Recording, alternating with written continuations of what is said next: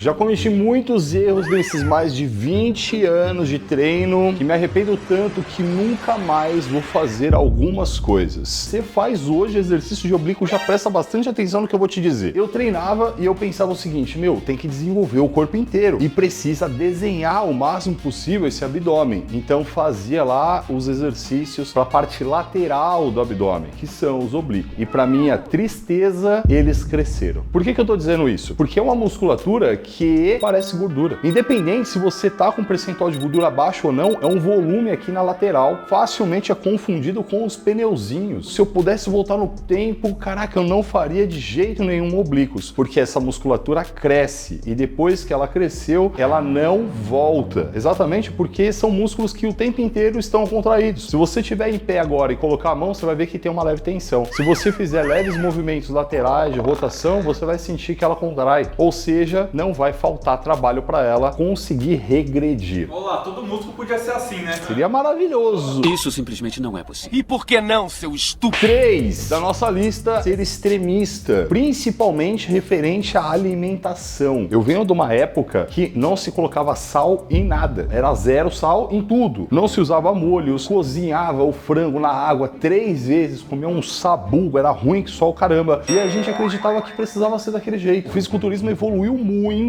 e hoje fazer dieta ficou mais palatável. Hoje a gente sabe que você colocar um ketchup, uma mostarda, não vai estragar a sua dieta. Principalmente se você for para esses produtos que são zero caloria, por exemplo. Tomar um refrigerante zero não vai atrapalhar. Mas na época que eu fazia tudo isso, não usava nada. Esse tipo de extremismo só fez com que eu sofresse, não me trouxe benefício nenhum. De verdade, a vida pode ser mais leve, né? O número 4 da nossa lista são as dietas zero carbo, e a gente acreditava que precisava fazer esse diacho, principalmente nas fases ali que antecedia o campeonato. Dieta zero carbo, primeiro, não vai te trazer grandes resultados, e segundo, vai fazer você sofrer pra caramba. O que acontecia comigo? Era ruim demais fazer esse negócio, porque imagina, comer só frango, carne moída e alface, era o que eu comia. É uma dieta muito difícil de fazer no sentido paladar mesmo, e outra, o corpo sem carboidrato, ele fica extremamente mole, sem energia. É um sofrimento absurdo, não traz benefício nenhum. Hoje sabemos que o carboidrato, ele é uma ferramenta importantíssima em qualquer processo, tanto de hipertrofia quanto de emagrecimento. Ou seja, mano, zero carbo nunca mais. O número 5 da lista é nunca mais eu vou descuidar da proteína. Quando eu comecei a treinar, pode ser que isso soe até estranho para você. Não existia whey.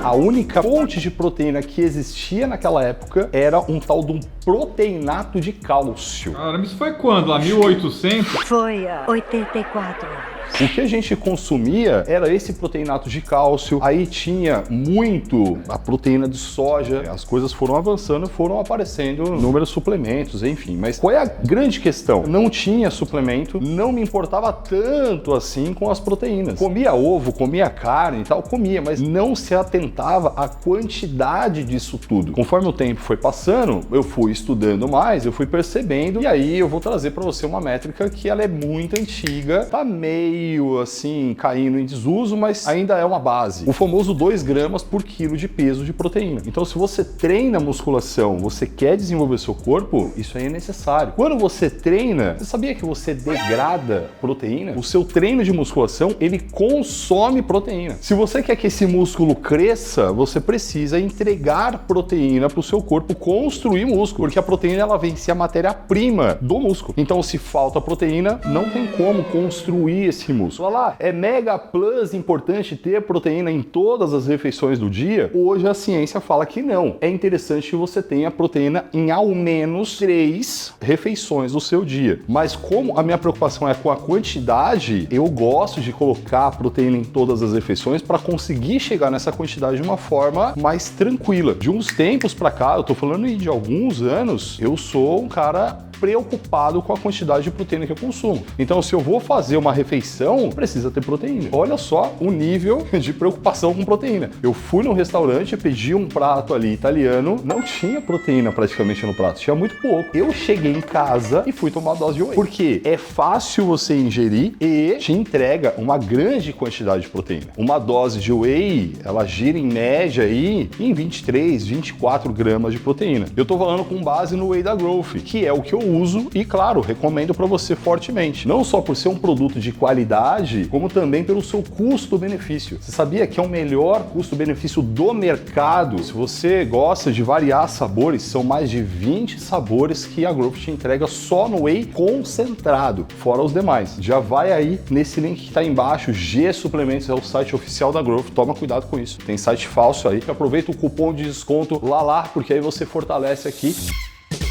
O número 6 da lista são exercícios que machucam. Hoje eu sei que eles machucam, inclusive é um trabalho aqui nosso muito intenso do canal trazer para vocês os exercícios que machucam para você não fazer. Tá avisando a galera para não fazer porque não teve ninguém que te avisou? Não teve, brother. Não tinha professor que falava, mesmo porque eu comecei a treinar na garagem de casa. Então não tinha. Era eu e os concretos. Mas também a ciência não sabia de muitas coisas. A gente acreditava que fazer exercícios como pula e costa, desenvolvimento atrás da cabeça, a gente acreditava que eram exercícios que funcionavam. Porém, a ciência foi descobrindo coisas e falou, mano, sai dessa. São exercícios que, pelo menos pra gente que treina musculação a fim estético, não faz sentido. E eu tô falando disso porque eu descobri que para algumas modalidades esportivas muito específicas, esses exercícios são interessantes. Exatamente por colocar a articulação em um ponto de vulnerabilidade e trabalhar ela ali. Mas aí eu pergunto para você,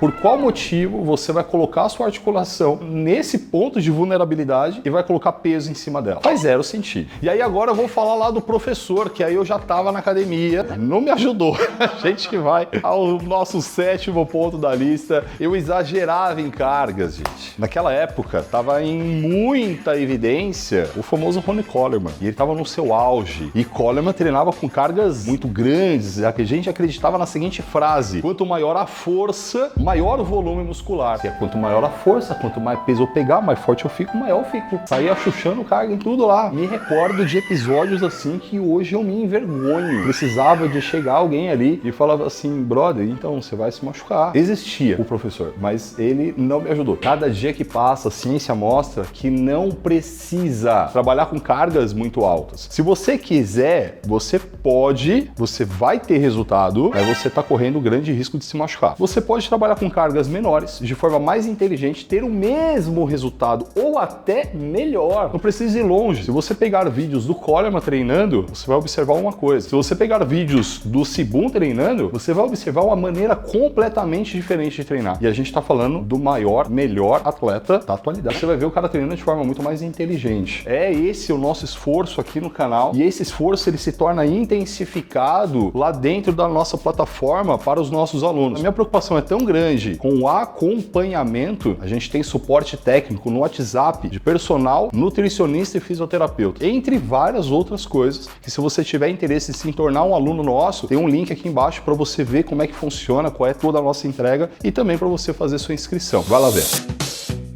O 8º é cardio exagerado. Já tive preparações que eu fazia 3 horas de cardio em um dia. Tá brincando comigo, pegadinho? A minha rotina era, eu acordava, fazia 1 hora de cardio. Treinava, fazia mais 1 hora de cardio. Antes de dormir, mais 1 hora de cardio. 3 horas de cardio, velho. Todos os santos dias. Mais que treino lá? Mais cardio que treino. Fazia o treino de 1 hora e, mano, 3 horas de cardio. Isso todo dia. Por que eu falo pra você que eu nunca mais vou fazer isso? Porque a gente não precisa. Na cabeça daquele atleta, se fosse necessário fazer 5 horas de cardio, ele faria. Porque eu sempre fui o cara que o que precisa ser feito, precisa ser feito, mano, então vambora. Na época o coach passou 3 horas de cardio, vou fazer as 3 horas. E por isso que eu bato muito na tecla de se atualizar e estar em constante processo de aprender coisas novas e ver o que a ciência está trazendo de novo. Se você quer fazer um trabalho muito para reduzir gordura, para emagrecer, 1 hora de cardio. Lá, o cara vai competir. De verdade, não vejo hoje coaches fazendo isso. E eu tô falando de coaches por quê? Porque a ciência diz que não precisa, mas em alguns momentos existe uma divergência entre o que a ciência diz e o que os coaches falam. Exatamente porque esses caras aqui, eles estão muito mais mergulhados na prática. E outra, hein? Tem muita coisa que os coaches fazem e depois de muitos anos a ciência comprova que funciona. Então, não precisa. Pra você ter noção, hoje eu faço na minha média de 20, 30 minutos de cardio por dia. O momento, a época que eu quero deixar o shape um pouco melhor, um pouco mais seco, eu aumento para 40 minutos de cardio. É o suficiente. Para mim funciona super bem. E para você que é membro, tá assistindo esse vídeo 30 dias antes de todo mundo, velho. Parabéns e obrigado por apoiar aqui o canal. Muito obrigado!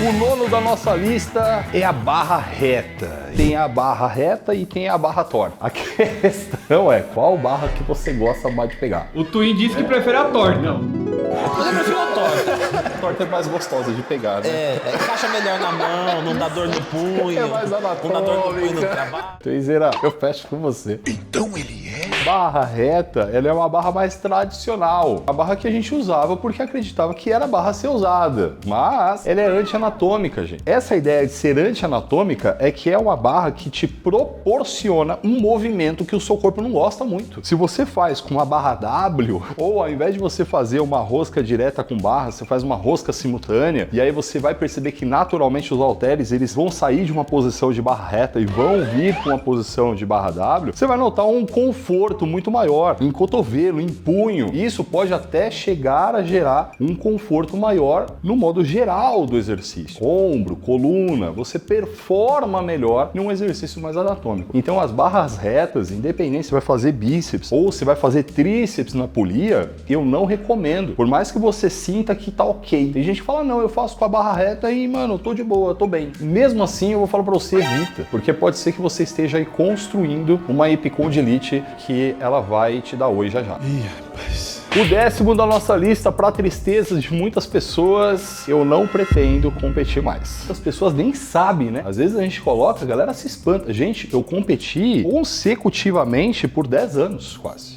Competi muito tempo e eu sou da época que o fisiculturismo nem tinha categorias. Era bodybuilder e acabou. Eu amo o fisiculturismo. Caraca, eu amei competir por todos esses anos, mas não faz parte da minha cabeça competir. Certa vez eu tava conversando com um dos amigos aqui na Ironberg e a gente falou sobre isso. Ele falou assim, Lala, eu não consigo parar de competir. E eu falei assim, brother, sabe por que hoje eu consigo? Porque o fisiculturismo, ele sempre me trouxe um alto desafio. Então eu queria a cada campeonato entregar um físico melhor. Aquilo me motivava muito, aquilo me era muito atrativo. Hoje eu direcionei isso para outras coisas. Eu consigo me autodesafiar em outros âmbitos. Continuo amando o fisiculturismo, mas não estou mais disposto a pagar o preço que o fisiculturismo cobra. E para você entender mais sobre esse preço, clica nesse vídeo aqui, ó. É um vídeo muito tenso que a gente produziu. Você vai se espantar. Vai lá assistir.